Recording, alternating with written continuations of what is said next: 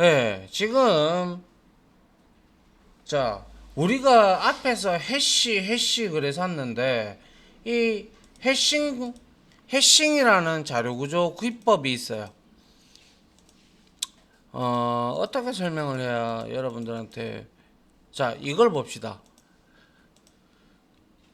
자, 처음에 해싱이라는 기법은 무엇을 찾는 기법을 의미합니다.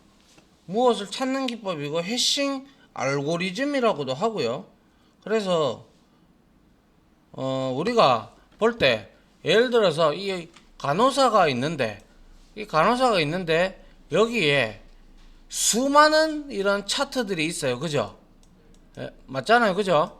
근데 이 차트들을 정리를 해야 돼. 정리를 해야 되는데 어떻게 정리해야 될지 까무잡잡하면 뭐 머리가 아프겠죠. 그죠? 이렇게 있으면 정리하라 그러는데 의사가 어떻게 정리할까 이렇게 생각을 하다가 가만 본기네 출생연도로 분류해서 캐비넷에 저장하자 이래 된 거야. 그러면 여러분들이 생각하실 때 캐비넷이 이렇게 있다면 여기에는 1978년생들, 여기에는 79년생들, 2000년 아니 80년생들 쭉쭉 이렇게 캐비넷이 이렇게 쭉쭉 있으면 이런 생년월일, 출생연도별로 이렇게 분류를 하게 되면 어떻게 돼요? 몇 년도, 몇 년생이십니까? 이런 물어보면, 물론 요즘에는 전부 다 시스템으로 되어 있어서 그렇지만 그 시스템 자체도 이 핵심 기법을 이용해 놓은 거예요. 그래서 여기에 만약에 78년생에 여기에도 보면 분명히 1월 달에 태어난 사람도 있고 12월 달에 태어난 사람도 있을 거예요. 그죠? 맞잖아요. 그죠? 예. 그러다 보니까 일단은 이렇게 정리를 하는 거예요. 그래서 1978년생이 환자로 왔네. 차트지. 가지러 가야 되는데 보니까 또 가보니까 이렇게 되어 있는 것보다는 78년생, 79년생 이렇게 되어 있다면 그 환자가 차트를 찾기 위해서는 여기에 우리가 몇 년생 몇 년생이라고 색인을 이 간호사는 붙여놨을 거 아닙니까? 그죠? 맞잖아요. 그죠?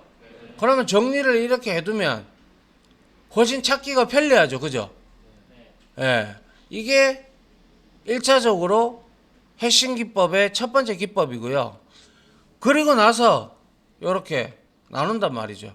이렇게 나누고 난 다음에 이제 어떻게 해싱이라는 거는 예를 들어서 이렇게 환자 정보 좀 찾아달라고 누군가가 얘기를 했어요. 뭐 어쩌고 저쩌고 저쩌고 72년생이래. 그래서 72년생이면 캐비넷 7번 서랍에 있겠네 싶어서 갔단 말이죠. 가니까 이렇게 해서 쭉 이렇게 연결돼 있어요. 이게 바로 해시 함수하고 링크드 리스트하고 조합이 돼 있어요. 링크드 해시 셋 형태로. 그래서 이렇게 주소 알고 있으니까 계속 찾아 들어가서 구하는 거죠. 그래서 이 해시 함수는 우리가 해시 코드를 불렀을 때 72년생이 들어왔다. 그럼 얘는 7을 이렇게 정수값을 딱 명확히 리턴을 해줘요. 그래서 72를 가든 어차피 주민등록번호는 다 동일하죠. 그죠? 아니, 다 다르죠. 그죠? 예. 다 다르기 때문에 이렇게 가더라도 동일하게 7을 리턴하게 만들어주고 거기에 이렇게 연결되어 있어요. 이러한 형태로 되어 있는 게 바로 해싱 알고리즘입니다. 그래서 해싱은 일단은 분류를 하고 이 분류된 상태에서 그 정보들을 링크드 리스트로 이렇게 연결해 나가는 그러한 구조가 바로 해싱이고요. 이 해싱 기법은 많이 사용됩니다. 예를 들면 물론 지금 극단적인 예로 뭐 이렇게 뭐라고 하죠 이거 병원의 차트를 예를 든 건데 이런 것도 있고요.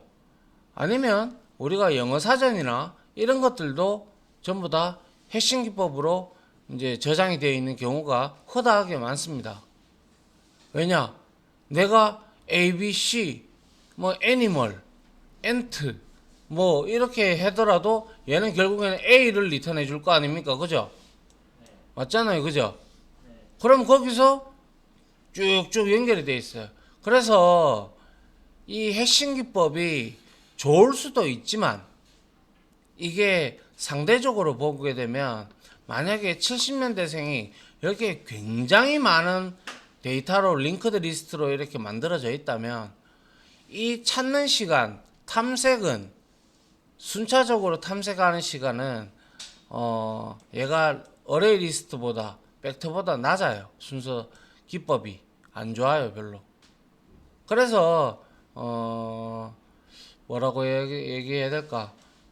이게 좀 정리가 어느 정도 되는 선에서는 괜찮은데 그럼에도 불구하고 이렇게 쓰는 이유는 이 해시코드라는 이 함수를 우리가 오버라이딩을 하면서 유니크한 값을 가지고 이제 오버라이딩을 하게 되면 그 값의 대표적인 값이 나와서 분류 체계를 이렇게 만들어 주는데 아주 적합한 모델이다라고 해서 알고리즘이다라고 해서 이렇게 많이 사용이 되곤 합니다. 아시겠나요? 네. 그래서 이제 이러한 해싱 기법은 자주 사용되는 기법 중에 하나이기 때문에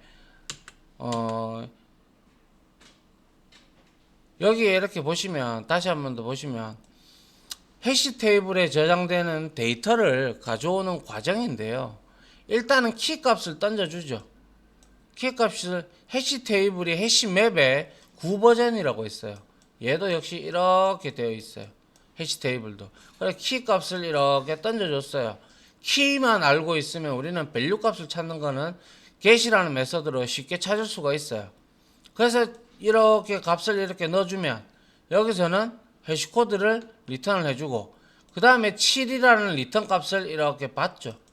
받고 나서 키로 해시 함수를 호출해서 해시코드를 넣고 왜? 논리적 동등이 되기 위해서는 이 7이라는 데이터가 해시코드가 동일하게 나와야 될 거 아닙니까? 그죠? 그래야 동일하게 나와야 우리가 거기에서 값이 같은지 틀리는지 비교를 또 해볼 거 아닙니까? 아닙니까? 이 사람을 찾기 위해서는 일단은 먼저 해시코드를 불러서 주소가 동일한지 봐야 될 거고요. 그리고 나서 여기에는 이 한 사람만 있을 리는 없을 거잖아요. 그죠? 그래서 쭉쭉쭉 이렇게 연결이 되어 있단 말이죠. 그래서 여기서 이퀄즈를 호출해서 얘하고 값이 똑같으냐 물어보는 거죠. 그래 같다면 줘 이래 되는 거예요. 찾아 나가는 거예요.